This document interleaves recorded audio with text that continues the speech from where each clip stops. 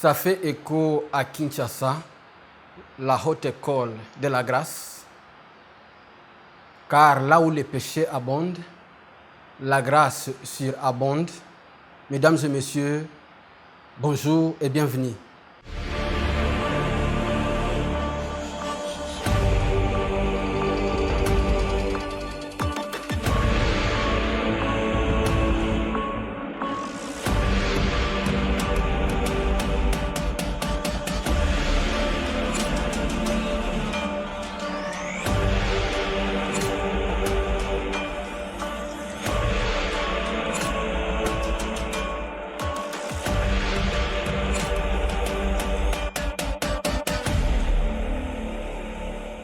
Vous êtes privés de la grâce de Dieu et de la faveur des hommes.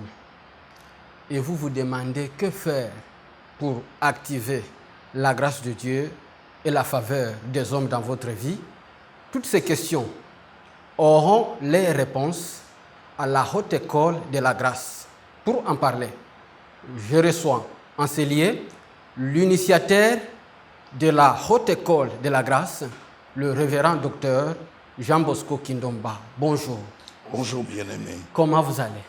Dieu est très bon pour nous. Je suis accidenté par la grâce et pris en charge par Dieu à cause de sa bonté et de sa miséricorde. Nous sommes honorés de vous recevoir pour parler de cette école que vous avez mise sur pied, la haute école de la grâce.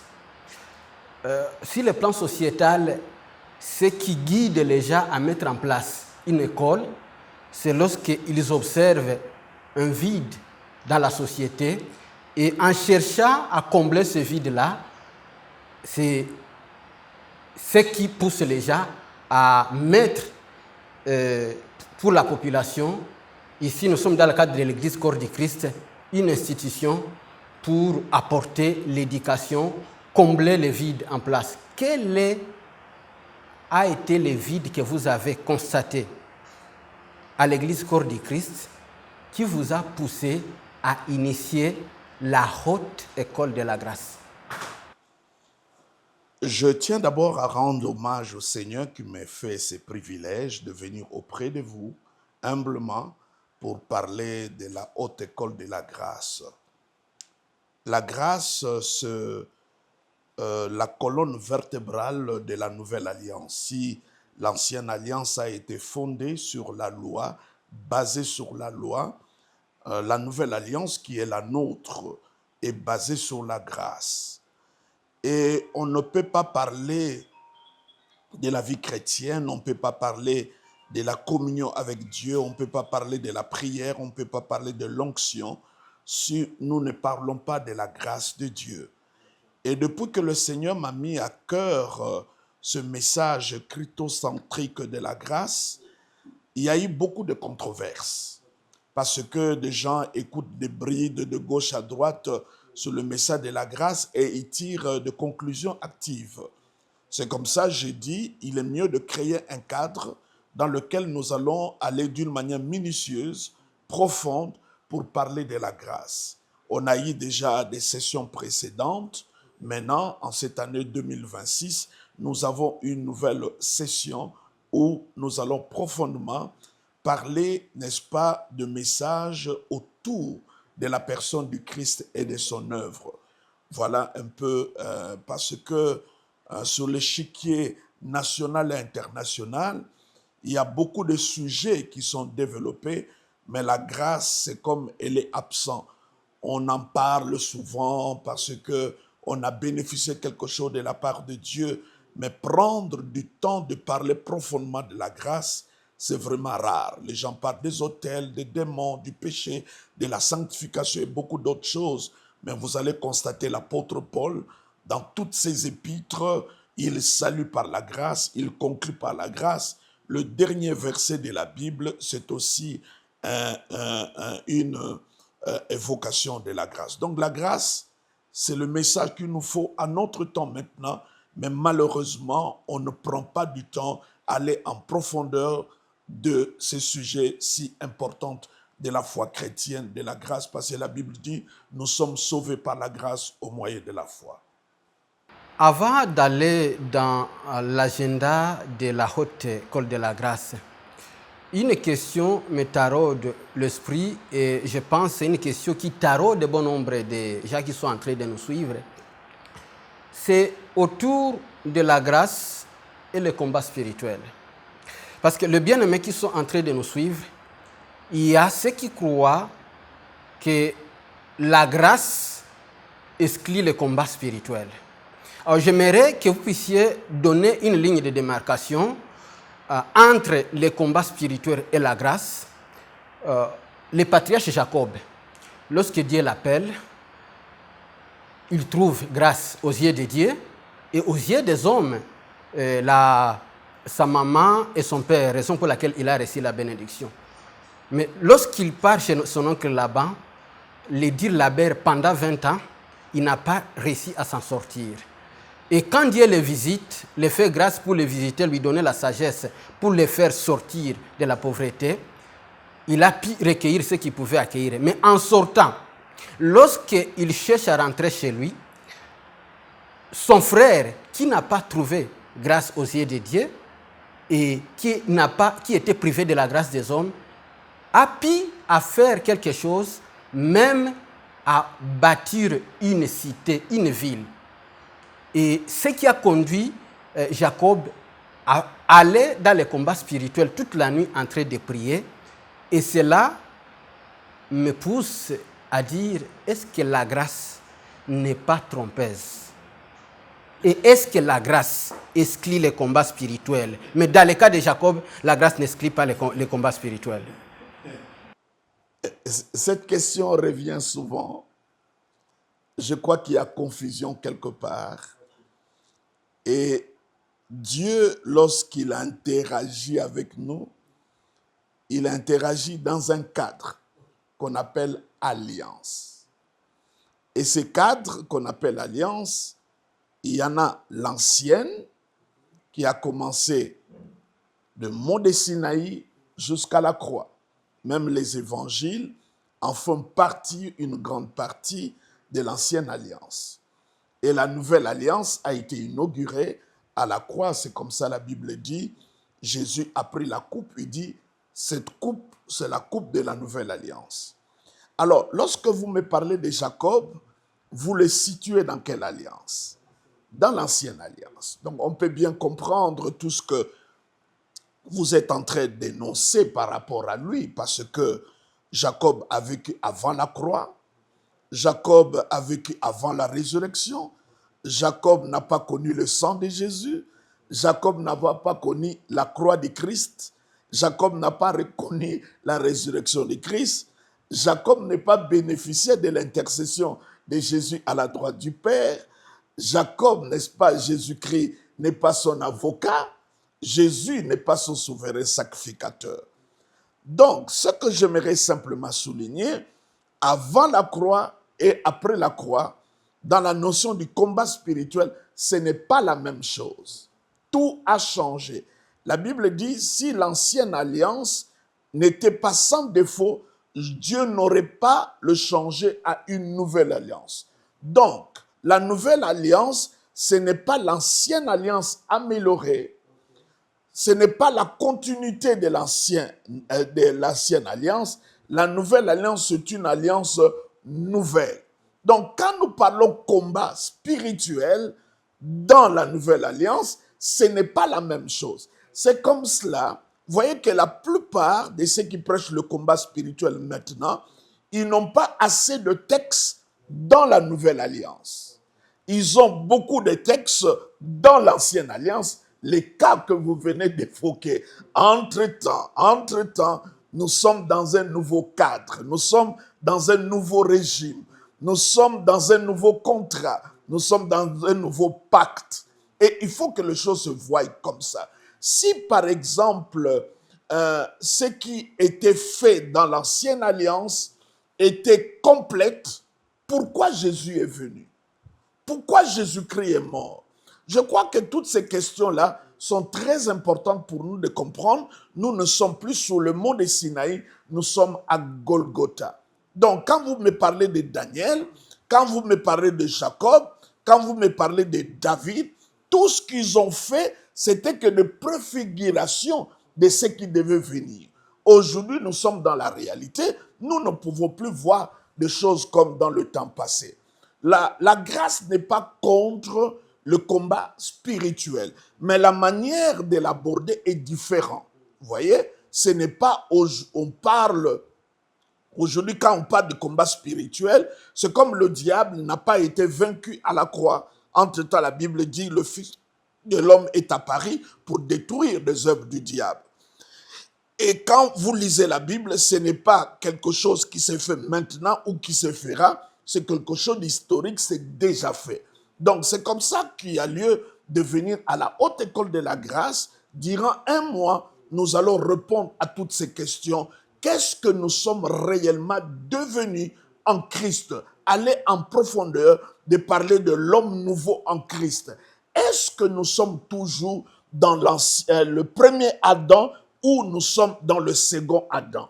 Parce que la plupart des choses qu'on nous dit, ce sont des choses liées au premier Adam, mais ce n'est pas lié au second Adam. C'est comme ça, il est bien que nous allons en profondeur pour montrer aux chrétiens, aux enfants de Dieu, que Jésus-Christ est venu sur la terre.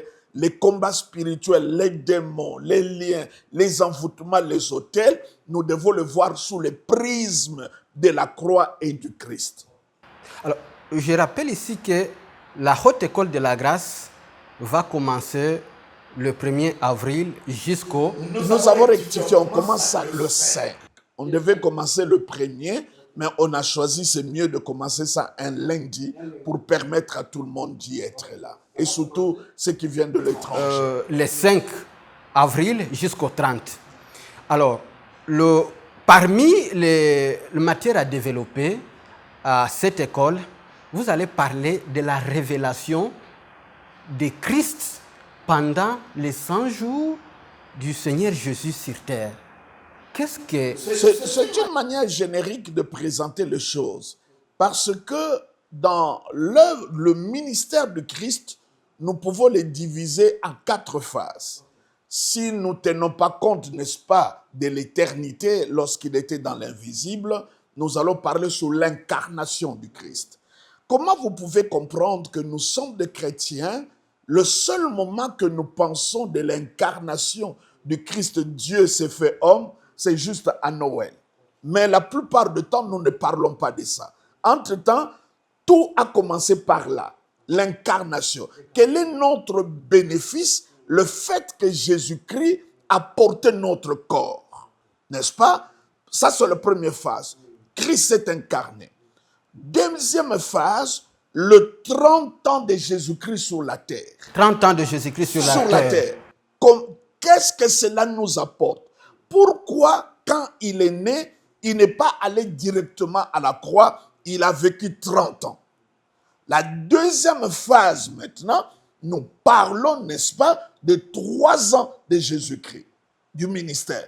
Mais on peut même empaqueter ça, mettre ça ensemble, dire les 33 ans de ministère de Jésus-Christ sur le terre. Donc, c'est dans les 33 ans-là du ministère de Jésus où nous allons parler sur le 1000 jours, la révélation de tout ce que Jésus-Christ a fait pendant son séjour ici sur la terre.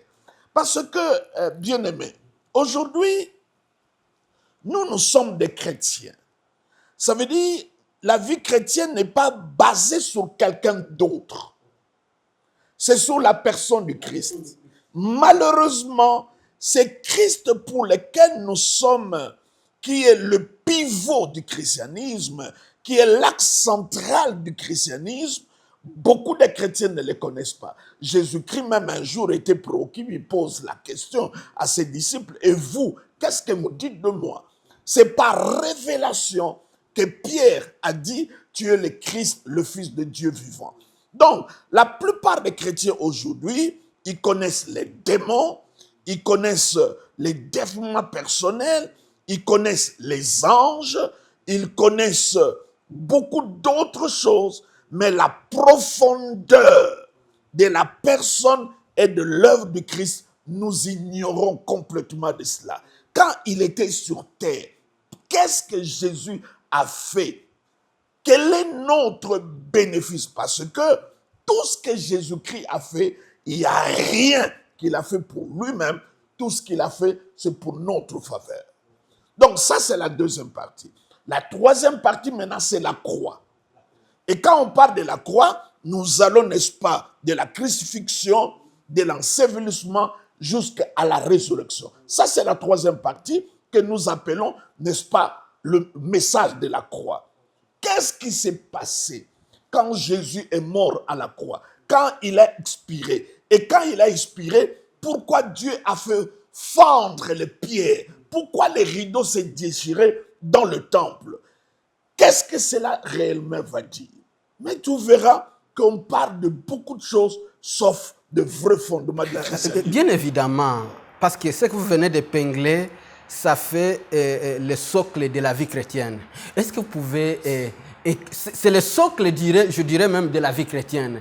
Quand Jésus-Christ est mort à la croix, qu'est-ce que ça signifie? Est-ce que vous pouvez vraiment donner à nos téléspectateurs, en fait qu'ils sachent ce qu'ils gagnent de la mort de Jésus-Christ à la croix? Non, je le mets simplement l'eau dans la bouche parce qu'il faut venir à la haute école de la grâce pour écouter les profondeurs. Je vous donne un exemple.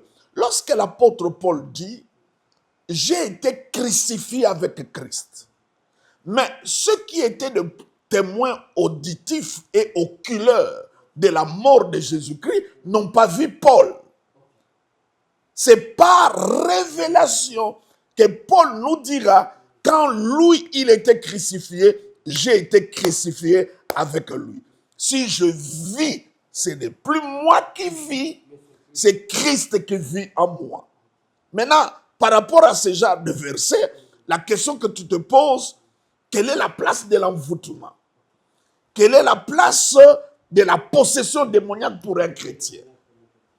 Et quand Jésus-Christ est mort, qu'il a été enseveli, il est allé 3 jours dans le séjour de mort, dans l'endroit le plus lugubre qui existe sur la terre. Il n'était pas le seul. J'ai été enseveli avec lui. Parce que quand on parle du chrétien, le chrétien, c'est celui qui est mort, crucifié, enseveli et ressuscité avec Christ. Mais pourquoi on ne prend pas du temps pour dire à chrétien, aujourd'hui que tu es devenu enfant de Dieu, tu es mort avec lui, tu es crucifié avec lui, tu es enseveli avec lui, tu es ressuscité avec lui. Bien plus encore, ça c'est la 4e partie où nous allons parler de le ministère de Jésus à la droite du Père. Vous pouvez sillonner les églises.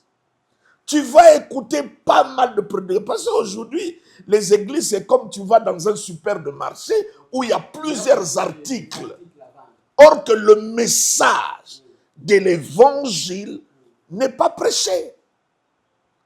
Pourquoi? Parce que les pasteurs prêchent pour répondre aux besoins du peuple. Or que le but de la prédication, ce n'est pas ça. Le but de la prédication, ce n'est pas de répondre aux besoins du peuple. Regardez quand Jésus-Christ, on a répandu le parfum sur ses pieds, il dit, partout l'évangile sera prêché, on parlera de cette femme. Ça veut dire, partout l'évangile sera prêché, on tiendra compte du ministère que la femme a fait, d'abord le parfum pour Christ. Et nous en allons l'odeur. Mais nous répandons le parfum aux pieds des fidèles pour que Christ en a l'odeur. Le but de l'évangile, c'est que c'est comme ça. Tu verras qu'à la résurrection, sur le chemin d'Emmaüs, il va rencontrer des disciples qui disputaient. Jésus-Christ, la Bible dit, de Moïse, dans le psaume, dans le prophète, il leur parle de lui-même.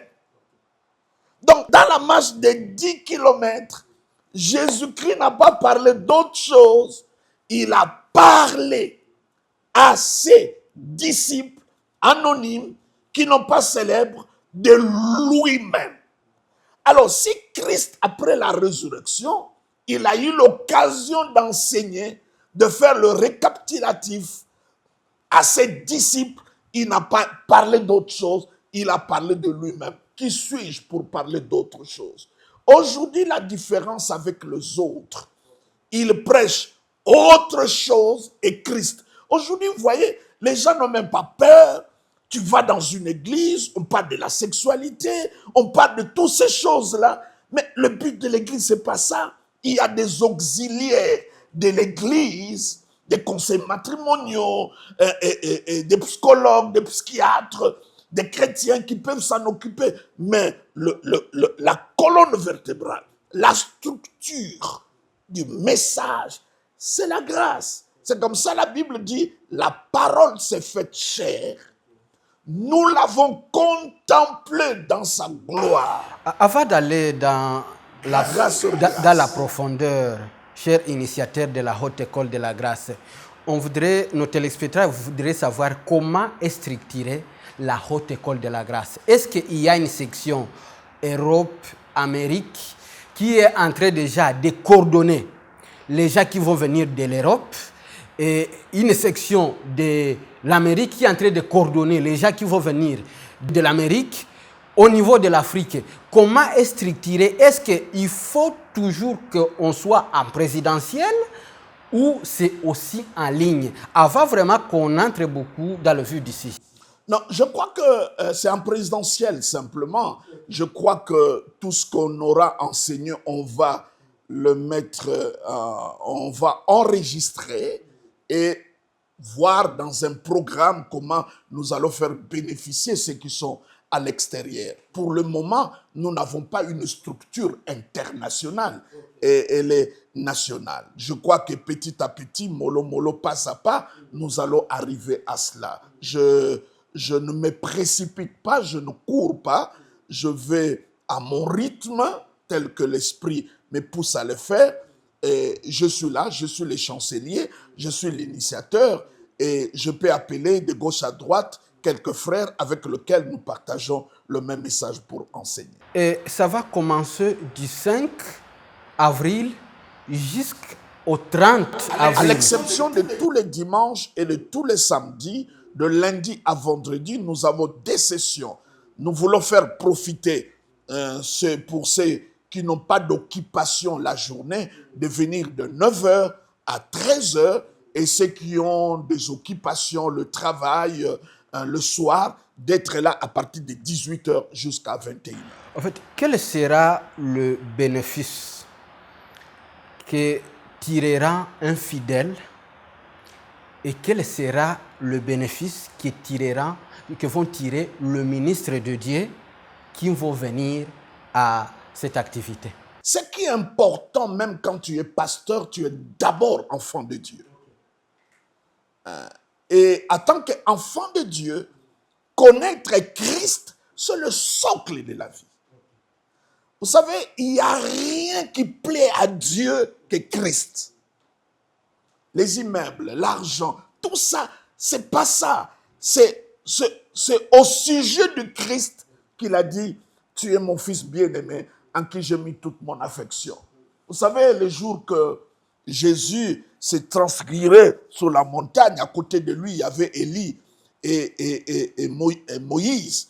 La Bible dit, lorsque Pierre était tenté de les mettre tous sur le même piédestal, et Dieu, du haut des cieux, une voix a crié, lorsque Moïse, qui représente la loi, et Élie, qui représente le prophète, ont disparu, il dit, celui-ci est mon fils, écoutez-le. Écoutez-le.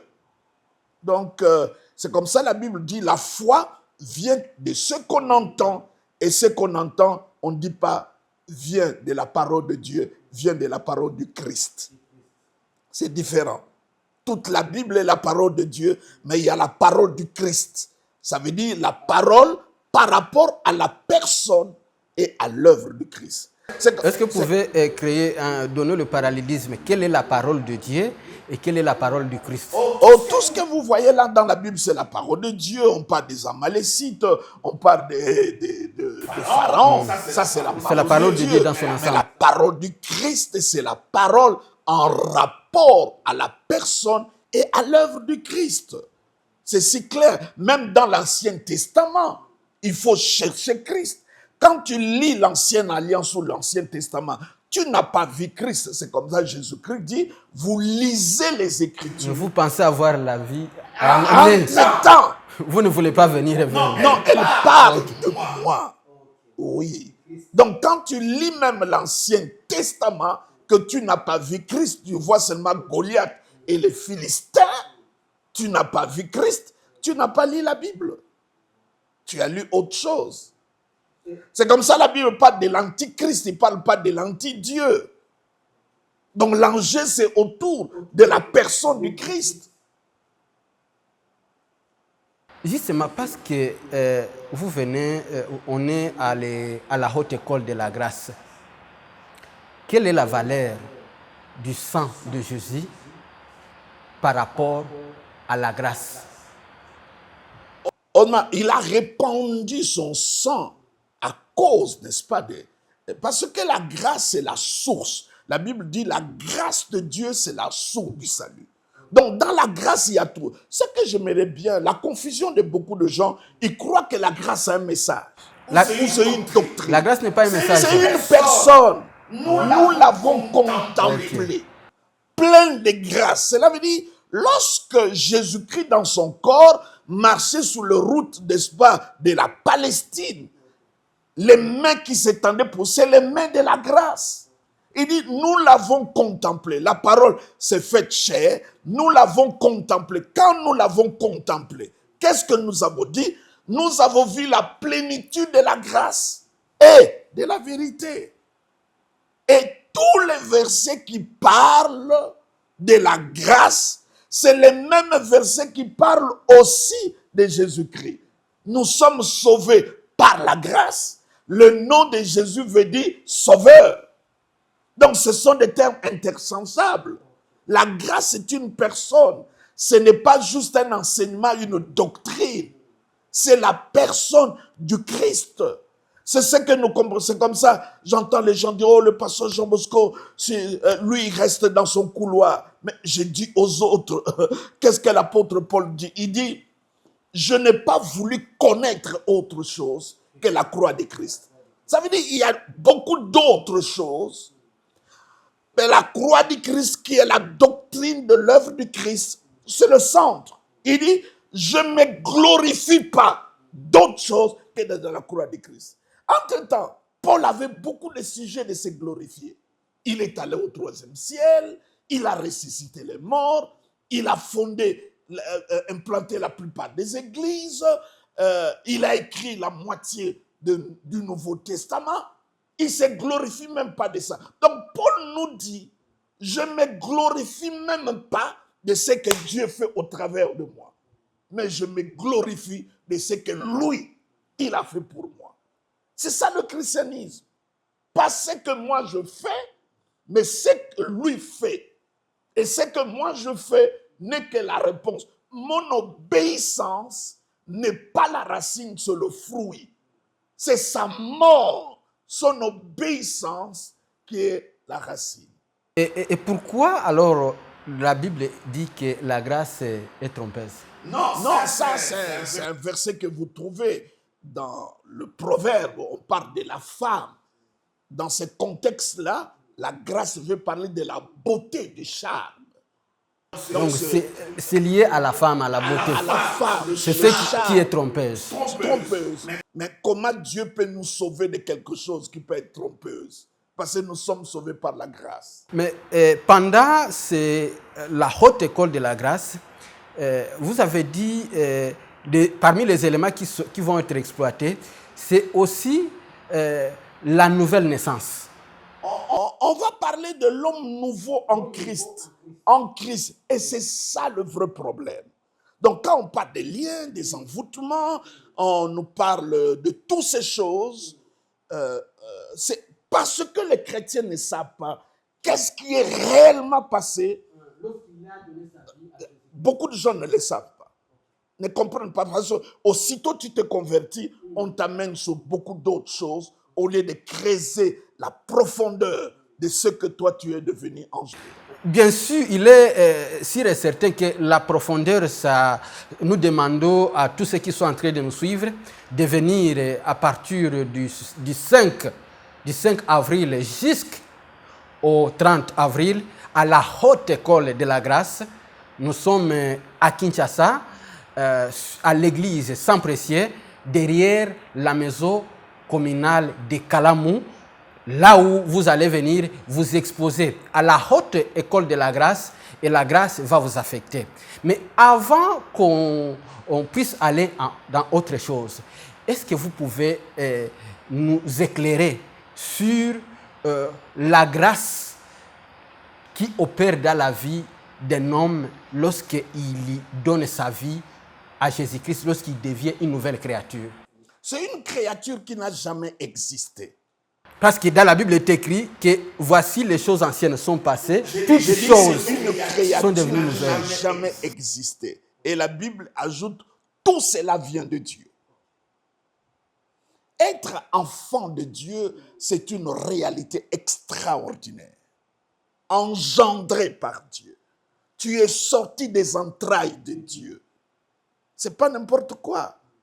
Parce que le but de la croix, ce n'est pas la mort du Christ, c'est donner à Dieu une famille dont nous sommes des enfants. Et c'est un privilège que vous trouvez simplement dans le christianisme. Aucune religion où les fidèles se revendiquent enfants de Dieu. Et vous verrez même que l'une des raisons pour lesquelles Jésus-Christ a été crucifié, il dit c'est pas à cause de miracles, mais c'est parce qu'il prétend que Dieu est son Père. Donc être fils de quelqu'un, c'est quelque chose.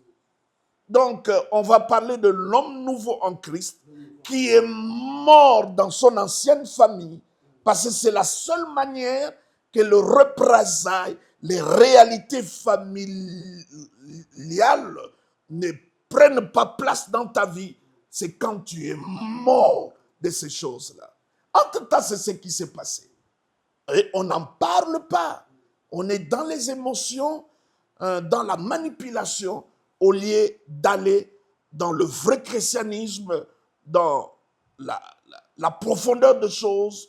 Et à part les réalités de l'homme nouveau, de la nouvelle création, je vais aussi faire l'exégèse de Jean chapitre 1er. Au commencement était la parole et nous allons vraiment faire un voyage extraordinaire, verset après verset, donner le background de ces textes, donner les textes dans sa langue originale, sur l'incarnation, sur la parole faite chair, sur la loi a été donnée à Moïse, la grâce est venue, pourquoi pas donnée, pourquoi venue. Et il y a beaucoup de choses que je n'ai pas encore enseignées autour de la grâce. Je crois que j'aurai l'occasion d'aller maintenant dans la profondeur. Vous savez, quand Dieu a créé les luminés, il a créé de grandes luminés et de petits luminés. Une seule vérité de la Bible, nous pouvons prêcher ça en petit comme en grand luminé. Je crois que la Haute École de la Grâce nous donne l'occasion de prêcher, d'enseigner en grand luminé, parfois même de versets que vous banalisez. Justement, je voulais un peu, je sais que le développement, c'est la haute école, mais l'attitude de Jésus-Christ face à Nicodème qui est venu nuitamment lui demander que par rapport à ce qu'il fait, un homme qui n'est pas venu de Dieu ne peut pas le faire. Et Jésus-Christ demande à Nicodème, toi qui es docteur, pourquoi tu ne sais pas ces choses de la nouvelle naissance? Oui, effectivement, parce qu'aujourd'hui aussi, on a beaucoup de docteurs, mais qui ne comprennent pas la réalité de ces choses. Regardez, Jésus-Christ a presque souffert pour arriver à porter la révélation de la nouvelle naissance, de la récréation, d'être une nouvelle créature, d'être un homme nouveau à Nicodème. Il lui parle, il faut que tu naisses de nouveau, il ne comprend pas. Il lui dit, il faut naître d'eau d'esprit, il ne comprend pas. il lui dit, c'est comme du vent, vous savez d'où il vient, il ne comprend pas. Il lui parle encore, et Jésus dit, mais comment, comme tu ne crois pas et tu ne comprends pas, et Jésus ajoute encore quelque chose d'extraordinaire. Il lui parle comme Moïse a élevé le serpent. Et quiconque regardait le serpent, quelle que soit la morsure, ainsi le Fils de l'homme. Tu vois, Jésus a utilisé toutes ces images pour arriver à montrer à Nicodème. Et ça, c'est un texte clé parce que c'est la première fois que nous voyons Jésus évoquer la nouvelle alliance dans l'ancienne alliance. La nouvelle naissance, je vous l'ai dit, dans l'ancienne alliance. Alors, partant de l'organisation de la haute école de la grâce, nous avons vu que vous avez prévu couronner les participants par un brevet. C'est quoi cette approche? Oh, juste c'est un témoignage, un souvenir que vous êtes passé par la haute école de la grâce. Lorsqu'il y aura encore une nouvelle session, nous allons en tenir compte, mais ce n'est pas, on n'en donne pas une valeur extraordinaire. Ce qui est important, que tu viennes avec ton cœur, avec ton intelligence pour appréhender, pour comprendre, parce que la Bible dit, avec tout ce que tu as, acquiers la connaissance. Donc il est important que tu viennes acquérir. Alors, quelles sont les conditions pour pouvoir participer à la haute école de la grâce pour tous les bien-aimés qui sont en train de nous suivre et qui ont besoin de mouvoir dans la grâce?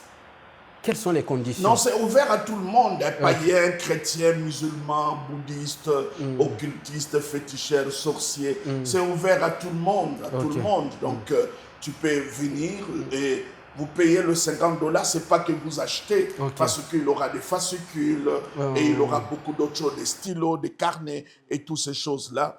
On doit les imprimer avec l'argent. Et donc, voilà. Donc, c'est ouvert à tout le monde. Tout le monde, tout le monde, tout le monde, tout le monde, sans exception. Venez à moi, tous. C'est tout le monde, tout le monde, tout le monde, tout le monde, sans exception. Docteur, révérend docteur Jean Bosco Kindomba, vous avez initié la haute école de la grâce. C'est quoi la grâce? Est-ce que vous voulez que je me répète encore, c'est Christ? Il n'y a rien qui peut résumer. Ok. Christ, si ce n'est que la grâce. Il n'y a rien que Dieu peut faire dans nos vies sans la grâce. Quand on dit la grâce source, ça veut tout dire. Quand on parle d'une source, Une source. du salut, et quand on parle salut, c'est sozo, c'est un package. Dans le salut, tout est là. La justification, la rédemption, la sanctification, la régénération, la délivrance, la protection, tout, bénédiction, tout est dans le salut. Mais on dit la source, c'est la grâce. Et comment tu peux connaître autre chose que la grâce de Dieu? Pourquoi il y a des séminaires sur la démonologie, mais il n'y a pas sur la grâce? Or que notre relation avec Dieu dans cette nouvelle alliance, ce nouveau cadre est basé sur la grâce. Pourquoi aujourd'hui nos pasteurs ne sont pas persécutés? Pourquoi ils sont invités dans toutes les églises? Pourquoi ils sont si célèbres? L'apôtre Paul dit ça aux Galates. Le galatianisme, c'est le mélange de la loi et de la grâce. C'est ce que nous voyons dans nos églises. Un peu de grâce, un peu de loi. C'est l'église des Galates. Et Paul dit, si je vais pleurer aux hommes, je prêcherai un peu de loi, un peu de grâce. C'est comme ça tous les prédicateurs plaisent à tout le monde. Enlevez ton pied sur le mont de Sinaï, mettez le pied sur Golgotha, tu vas bouger les fondements de plusieurs églises. De plusieurs églises. De plusieurs églises. Si Paul descend de l'aéroport de Chili, il traverse toutes nos églises jusqu'à Kinsuka, vous pensez qu'il sera impressionné?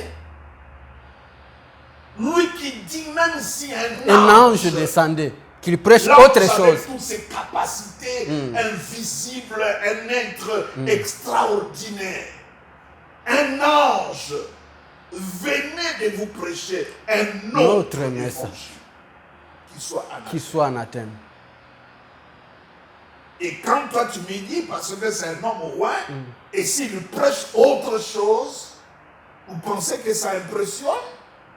Si déjà un ange qui est un être céleste, sans péché, sans faiblesse, s'il vient m'annoncer un autre évangile, il est anathème. Et l'apôtre Paul dit, même sur moi-même, je venais avec un autre évangile et je vous ai prêché que je sois anathème. Ça veut dire quand on va dans une église, ce qui doit attirer, c'est le contenu du message. Lorsque Christ est écarté, c'est l'homme qui se centralise. Ça devient un problème. Nous, Abraham c'est notre père, mais nous ne sommes pas des abrahamistes. Nous sommes des chrétiens. Et quand tu connais Christ, tout change. Ta vie de prière change. Le jeûne change. Ta manière de donner change. Mais lorsque tu n'es pas ça, tu es en train de dandiner, de papillonner entre la loi et la grâce. C'est l'égalitarisme. Et Paul est contre ça. Il a dit qu'il vous a envoûté, qu'il vous a ensorcelé. Alors, qu'est-ce que vous pouvez dire à tous les bien-aimés qui sont en train de nous suivre et qui ont besoin d'expérimenter la grâce de Dieu dans leur vie et pour qui la haute école est une opportunité pour eux de venir mouvoir dans la grâce de Dieu et de comprendre pourquoi Christ est mort pour eux à la croix de Golgotha. Qu'est-ce que vous pouvez leur dire? Tous les gens maintenant qui ont soif, en vous écoutant, ils sont empressés de venir participer. L'apôtre Pierre dit que la grâce et la paix vous soient multipliées. Je reprends encore. Pierre dit que la grâce et la paix vous soient multipliées. La grâce et la paix, le shalom, rien ne manque, rien n'est brisé, soit multiplié. Tu sais ce qu'il dit? Par la connaissance du Christ.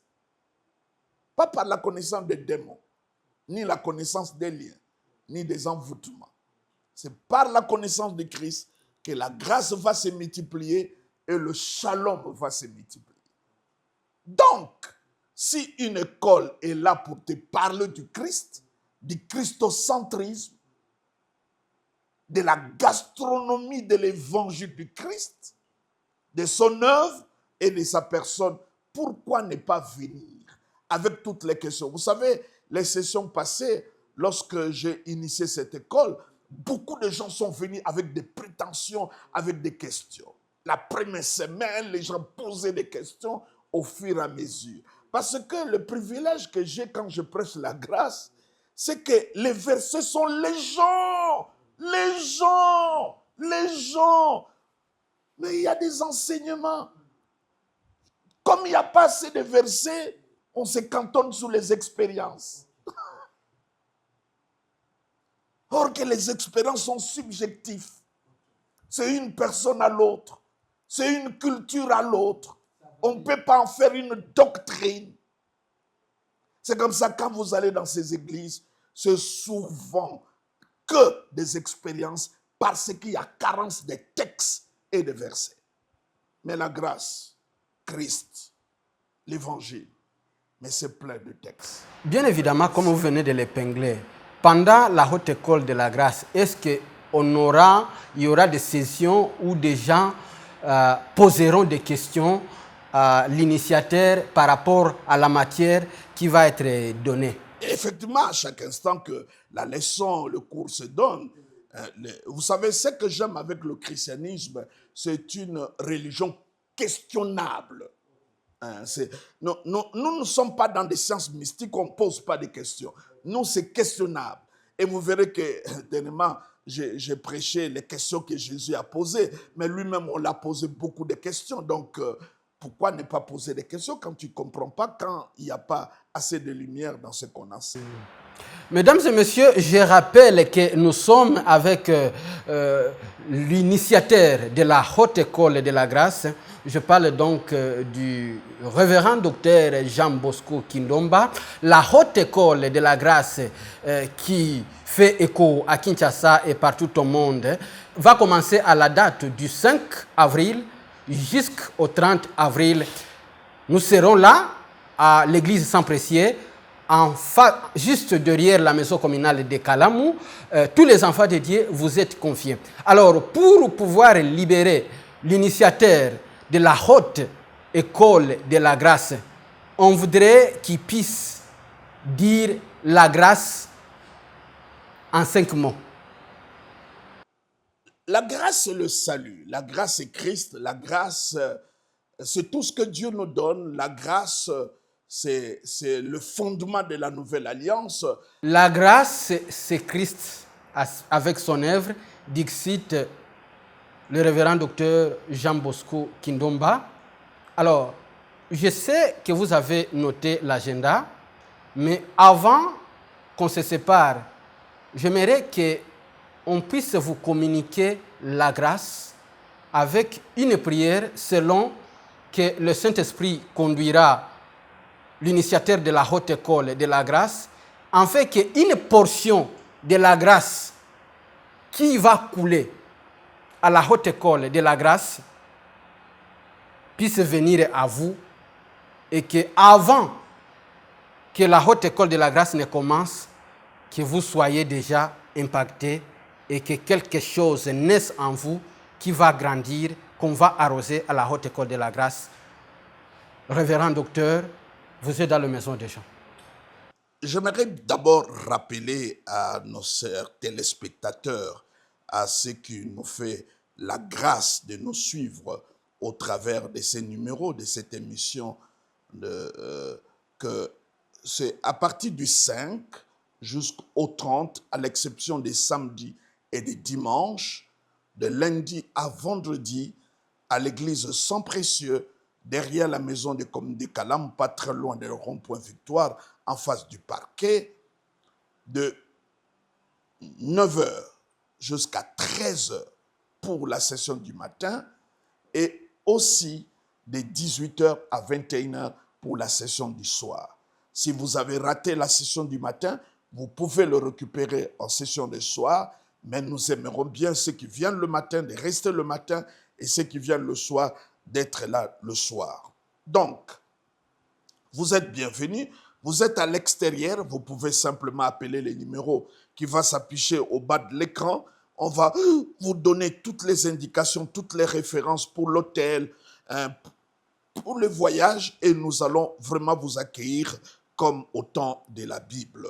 Que la grâce et la paix du Seigneur vous soient multipliées. Merci pour ce privilège, pour cette grâce que vous nous avez accordée de nous suivre, et je vous attends nombreux à la Haute École de la Grâce. C'est vrai que le message de la grâce, il y a beaucoup de controverses, mais ne critiquez pas, ne parlez pas derrière la case, derrière le dos. Venez et posez des questions ensemble au travers de la parole de Dieu par le Saint-Esprit.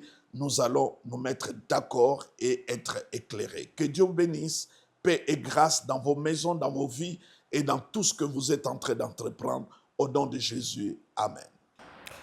Paix et grâce dans vos vies. Le dernier mot du révérend docteur Jean Bosco Kindomba. Le rendez-vous est pris. Nous allons nous retrouver à la Haute École de la Grâce qui va se dérouler à l'église Saint-Précieux derrière la maison communale de Kalamou. Nous sommes en République démocratique Congo. Partout où vous êtes, contactez les numéros affichés au bas de l'écran pour savoir quoi faire pour pouvoir participer. Quant à moi, nous allons nous retrouver au prochain numéro et particulièrement à la Haute École de la Grâce, un lieu où la grâce brise la malédiction. Que Jésus-Christ de Nazareth vous bénisse. Ciao, ciao.